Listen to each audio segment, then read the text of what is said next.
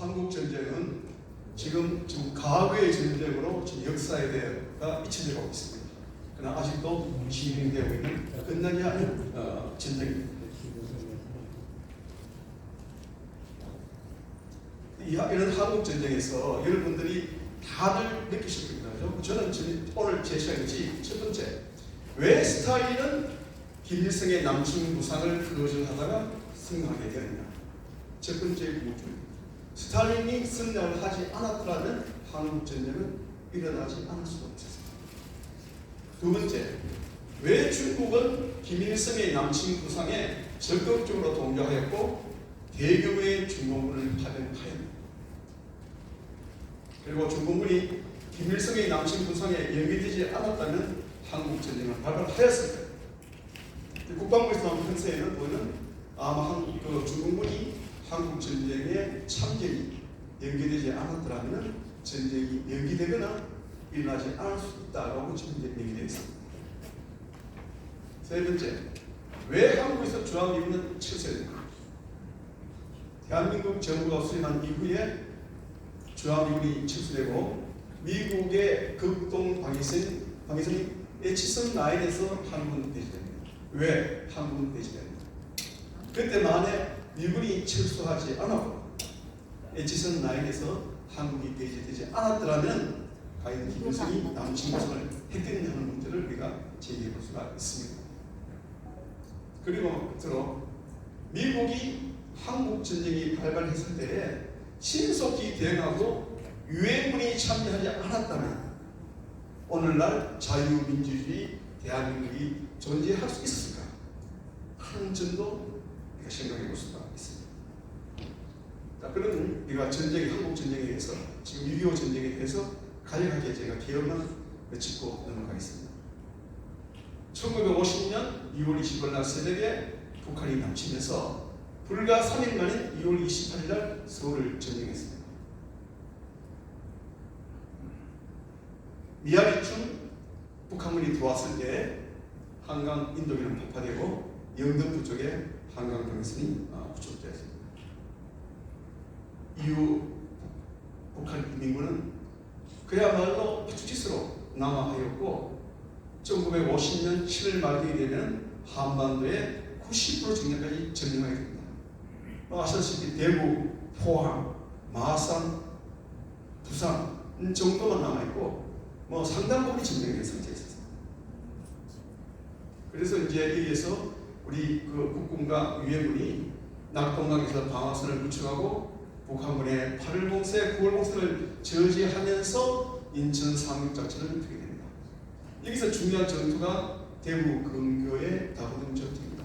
이 다부동 전투는 한국 전쟁의 3대 전투 중에 하나이고 한국군하고 미군이 첫 번째로 열람하는 그런 전투였습니다.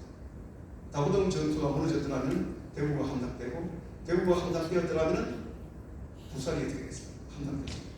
굉장히 중요한 전투입니다. 인천 상륙작전이 전개되고 9.28 서울이 수복됩니다. 중앙청의 태극기를 다는 해병 1년대에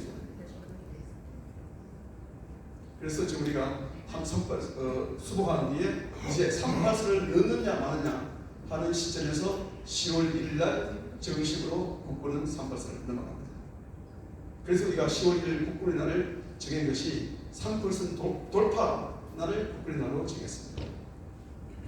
이어서 원산과 평양을 점령하고 이승만 대통령이 평양 시민들을 모아놓고 연설도 하게 됩니다.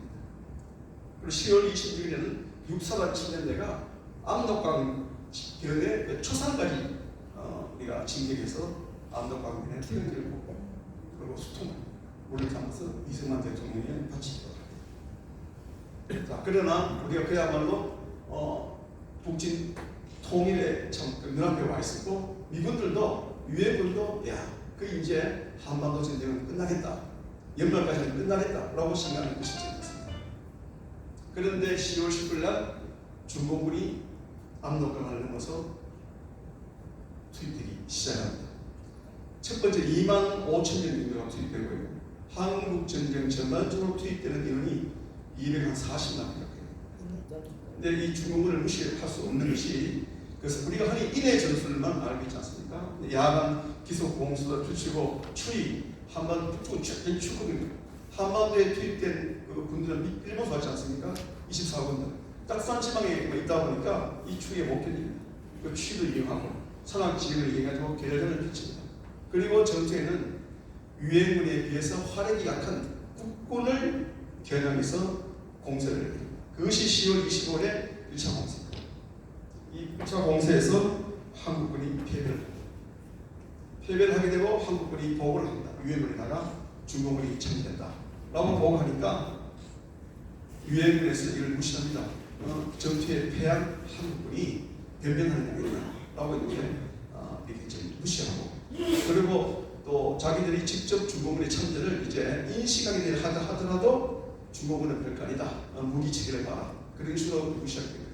그래서 크리스마스까지는 한국 전쟁을 마무리한다는 크리스마스 공세를 펼칩니다만은 오히려 중공군의 위인자편에 말려 고전하게 됩니다. 중공군의 2차 공세에 밀려가지고 이제 후퇴하기 시작합니다. 장기로 전투입니다. 미군과 중공군이 최초로 벌인 전투가 장기로 전투입니다. 미 해병사단이 후퇴하면서 중공군 구병단의 포위망을 뚫고 나와야 되는 전쟁입니다. 전투입니다. 여기에서 이제 미 해병도 어느 정도의 희생이 있었지만 구병단이 아주 피해를 많이 했습니다. 그래서 구병단이 중동부 전술로 남하하는 것을 저지한 역할을 할 수 있었고, 그 결과 흥남 철수작전이 성공적으로 진행되게 됩니다. 그리고 중공군은 제2차 공세를 통하여 38 이국적을 거의 장악하게 됩니다. 하게 되고 3차 공세를 통해서는 서울도 또 점령하게 됩니다. 유해군과 한국군은 평택, 원주, 삼척 방어선을 치고서 치게 되고, 여기서 이제 더 이상 밀 수 없다, 방어선을 치게 되고 이8군 사람들은 대구로 이전하고 대한민국 정부는 또다시 부산으로 이전하게 됩니다. 그래서 이제 유해군의 반격이 시작됩니다. 유해군의 한국과 유해군이 양평, 즉 지평리 전투에서 중공군의 4차 공세를 저지하면서 이제 반격의 전환점을 가지게 됩니다. 지평은 우리 흔히 막걸리를 얘기하는데요. 그 지평입니다. 그리고 한국 해병대 해군이 제2차 인천상륙전을 전개하고 서울을 재탈하면서 이제 삼바선 해군을 위해서 인진강, 인천, 하천, 양양 방어선을 구축하면서 이제 그 양방 간에 이제 전투가 계속 벌어집니다. 이제 이게 일진일퇴하는 전투가 계속 벌어집니다. 그리고 중공군도 보급 체계의 문제이기 때문에 더 이상 전투를 적극적으로 공세하지 못하고 이제 어느 정도 지쳐가는 상황이 되었습니다. 그래서 6차 공세 이후에는 중공군 쪽에서도 이제는 휴전을 했으면 좋겠다 하는 그런 상태에 빠지게 되고, 전선은 교착 상태에 빠지게 됩니다. 그 결과 휴전이 시작됩니다. 이 휴전은 지금 개성에서 이제 예비회담과 1차 회담이 시작됩니다. 이게 지금 개성의 내분기가 예반입니다. 예반에서 예비회담하고 1차 회담이 시작됐다가 다음에 이제 문제제기해서 이제는 판문점으로 옮기게 됩니다. 유해군하고 중공군이 맞닿는 지점이 판문점이기 때문에 판문점에서 회담을 시작합니다. 처음에 소련은 이 회담을 지연시킵니다. 오래 끌려고 합니다.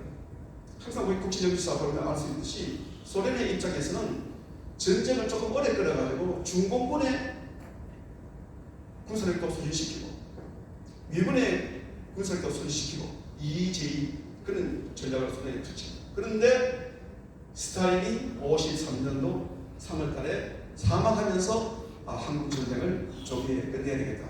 그래서 한국 전쟁이 53년 7월달에 우리가 휴전을 하게 됩니다.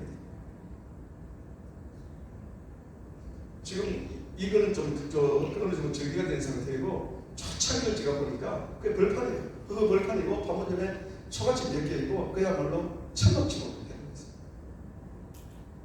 휴전 현장이 타결되었습니다. 그리고 이제 유해군 사령관, 북한군 총사령관, 중국군 총사령관이 사인하고 우리 한국은 최후까지 휴전에 반대한다는 의미에서 정밀정서에 사인하지 않았습니다.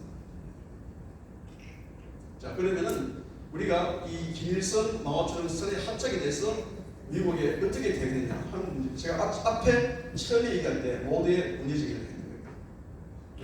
스탈린은 승리를 했느냐 하는 문제다. 김일성이가 남친 구상을 몇 번 얘기했지만 스탈린이 노합니다. 왜 노하는가 하면은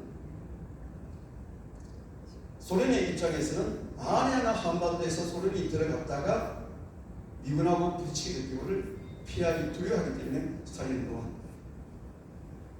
여기에 대해서 이제 마오쩌둥과 김일성은 미국은 절대로 본국에서 미군을 착취해서 기획하지 않을 것이다. 계속 설득을 하게 됩니다.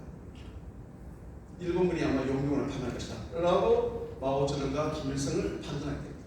그렇기 때문에 마오쩌둥이 1949년도 12월 말에 모스크바에 가서 스탈린을 만났을 때 한 얘기가 소련의 입장에서 38선을 분할 전쟁했고 또 소련의 입장에서는 미군과 부딪히는 게 두려운 면이 있다면 소련을 대신해서 중국이 들어가겠다. 우리 중공군이 들어가겠다. 라고 얘기를 합니다. 그래서 이제 스탈린이 오케이입니다. 그 당시에서. 이제 이 얘기는 홍콩의 데이비드 추이 박사가 지금 쓴 박사학위 논문이 나왔습니다. 왜 이걸 언급했는가 하면은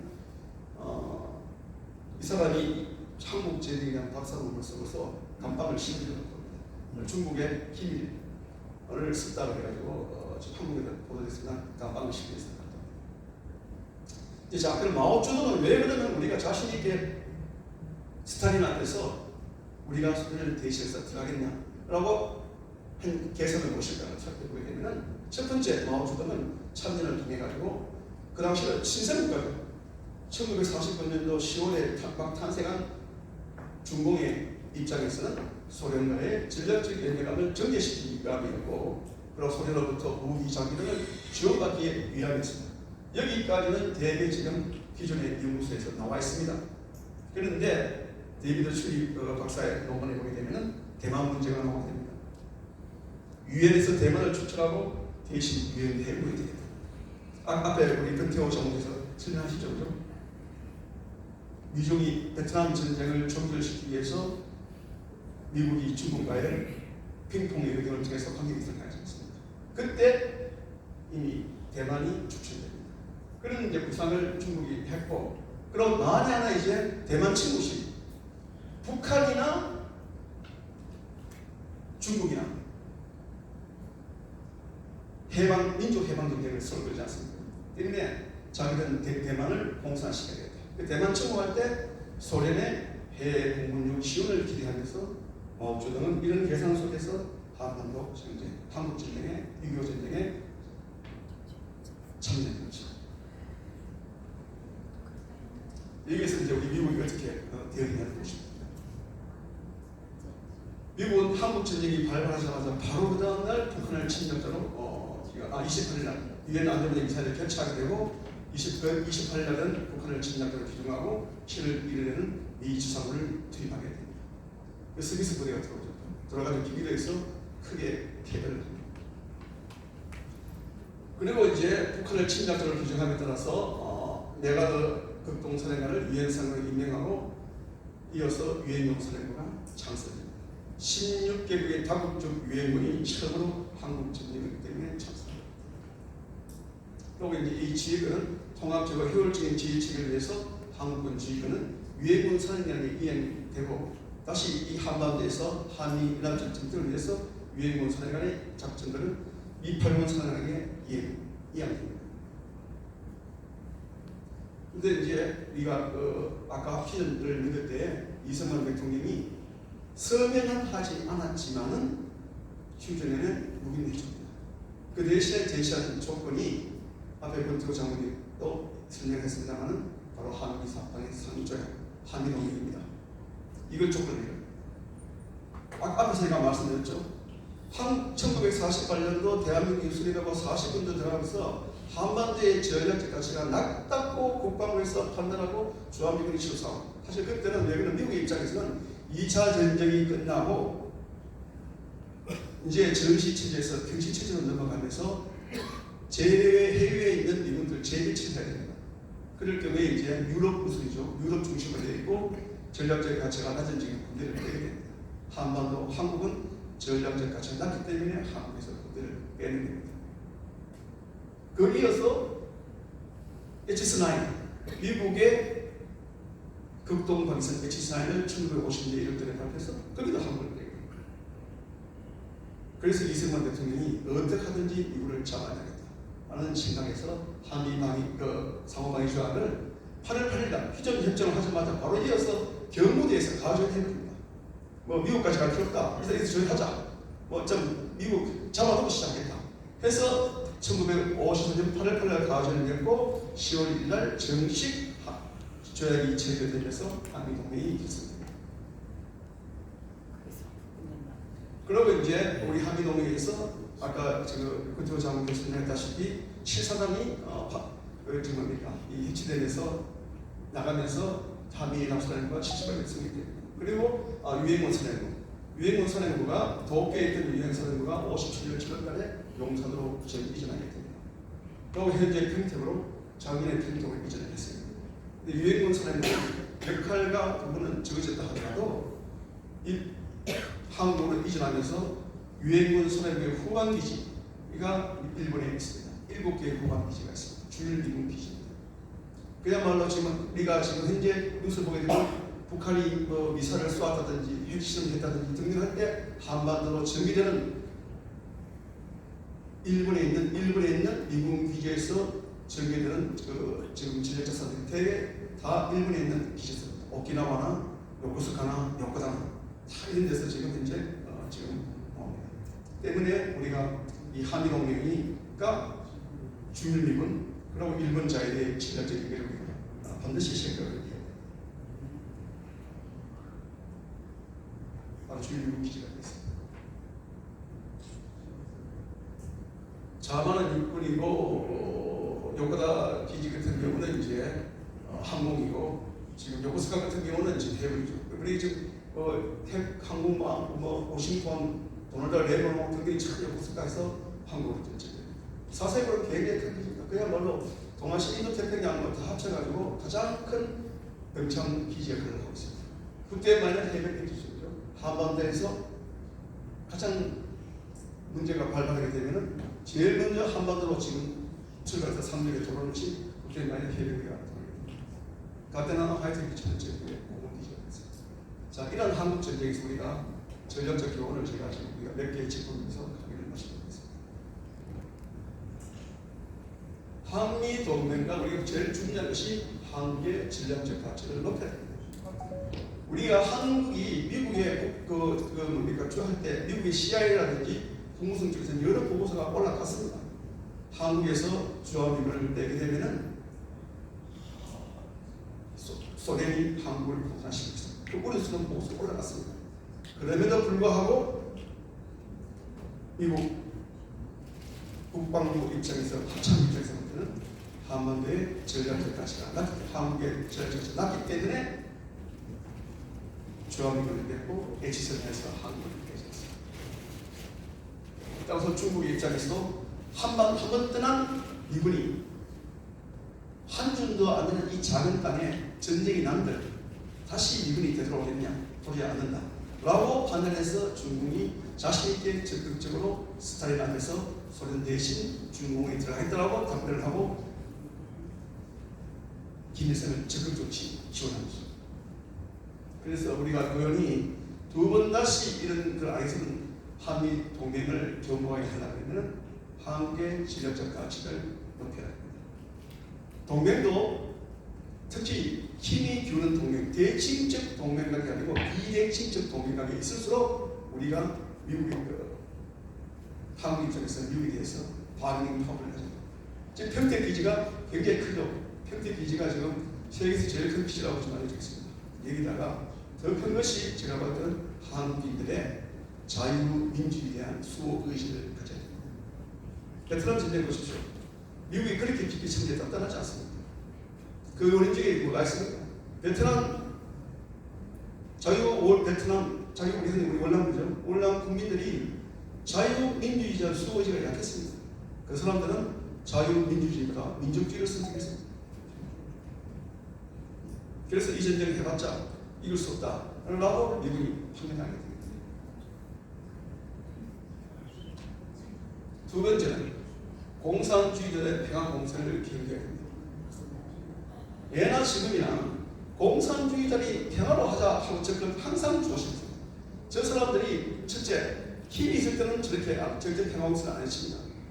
평화공사 있을 때는 뭔가 다른 속성을 가지고 접근합니다. 두 번째, 또 평화공사를 있을 때는 뭔가 나쁜 짓을 해고지를 하려고 그것을 은폐하기 위해서 평화공사를 펼칩니다. 한국 전쟁의 경우에도 마찬가지입니다.